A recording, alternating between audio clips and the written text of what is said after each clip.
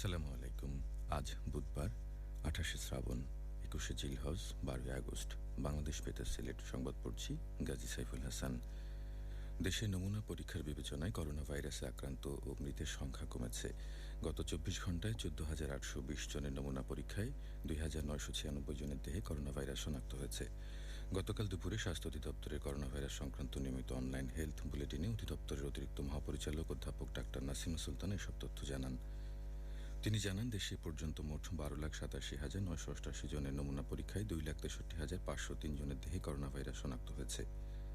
তিনি জানান, গত ২৪ ঘণ্টায় দেশে করোনা ভাইরাসে আক্রান্ত হয়ে আরও ৩৩ জন মৃত্যুবরণ করেছেন।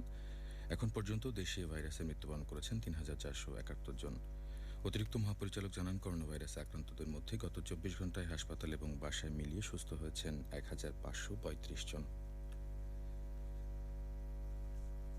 এ পর্যন্ত সুস্থ হয়েছেন ১,৫১,৯৭২ জন। এদিকে সিলেট বিভাগে আক্রান্তের সংখ্যা দাঁড়িয়েছে ৮,৮১১ জনে। সর্বশেষ গত ২৪ ঘণ্টায় বিভাগে আরও ১৬২ জনকে শনাক্ত করা হয়। এর মধ্যে সিলেট জেলায় ৯০ জন, সুনামগঞ্জে ৩০ জন, হবিগঞ্জে ৩৪ জন এবং মৌলভীবাজার জেলায় ৮ জন রয়েছেন। এ সময় করোনা আক্রান্ত হয়ে কারোর মৃত্যু হয়নি। স্বাস্থ্য অধিদপ্তর সূত্রে জানা গেছে, গতকাল সকাল পর্যন্ত সিলেট বিভাগে আক্রান্তের মধ্যে সিলেট জেলায় সর্বোচ্চ ৪,৭৪৯ জন, সুনামগঞ্জে ১,৬৪৬ জন, হবিগঞ্জে ১,২৯৬ জন এবং মৌলভীবাজারে ১,১২০ জন রয়েছেন। করোনা এই পর্যন্ত মারা গেছেন ১৫৩ জন। মৃতদের মধ্যে সিলেট জেলায় সর্বোচ্চ ১১২ জন, সুনামগঞ্জে ১৭ জন, হবিগঞ্জে ১১ জন এবং মৌলভীবাজার জেলায় ১৩ জন রয়েছেন। বিভাগে ৪,২৩০ জন করোনা আক্রান্ত রোগী সুস্থ হয়েছেন। এর মধ্যে সিলেট জেলায় ১,৪১৬ জন, সুনামগঞ্জে ১,২৭১ জন, হবিগঞ্জে ৮৪৮ জন এবং মৌলভীবাজার জেলায় ৬৯৫ জন। গত ২৪ ঘণ্টায় বিভাগে নতুন করে ৯৮ জনকে সুস্থ ঘোষণা করা হয়েছে। করোনা আক্রান্ত ১৪০ জন রোগী বর্তমানে বিভাগের বিভিন্ন হাসপাতালে চিকিৎসাধীন আছেন। এর মধ্যে ৭৭ জন সিলেটের বিভিন্ন হাসপাতালে, সুনামগঞ্জের বিভিন্ন হাসপাতালে ১২ জন, হবিগঞ্জের হাসপাতালে ৩৮ জন এবং মৌলভীবাজারে ১৭ জন রয়েছেন। বাংলাদেশ বেতার এবং ১৬টি কমিউনিটি রেডিওর মাধ্যমে সারা দেশে প্রাথমিক শিক্ষার্থীদের জন্য ঘরে বসে শিক্ষা পাঠ সম্প্রচার শুরু হচ্ছে আজ থেকে। করোনা ভাইরাসের কারণে শিক্ষা প্রতিষ্ঠান বন্ধ থাকায় প্রাথমিক বিদ্যালয়ের শিক্ষার্থীদের পড়ালেখার ধারাবাহিকতা রক্ষায় সংসদ টেলিভিশনের পাশাপাশি বেতারের মাধ্যমে প্রাথমিক শিক্ষার্থীদের জন্য শিক্ষা পাঠ কার্যক্রম সারা দেশে একযোগে সম্প্রচারের ব্যবস্থা গ্রহণ করেছে প্রাথমিক ও গণশিক্ষা মন্ত্রণালয়। প্রাথমিক ও গণশিক্ষা প্রতিমন্ত্রী মোহাম্মদ জাকির হোসেন বেতারের মাধ্যমে আজ প্রাথমিক শিক্ষা পাঠদান সম্প্রচারের এই কার্যক্রম উদ্বোধন করবেন। প্রতি সপ্তাহে রোববার থেকে বৃহস্পতিবার বিকাল ৪:০৫ থেকে ৪:৫৫ পর্যন্ত প্রাথমিক শিক্ষা পাঠদান সম্প্রচার করা হবে। এছাড়া বেতারের ওয়েবসাইট www.betar.gov.bt এবং মোবাইল ফোনের রেডিও অপশনের মাধ্যমে এই পাঠ সম্প্রচারের অনুষ্ঠান শোনা যাবে।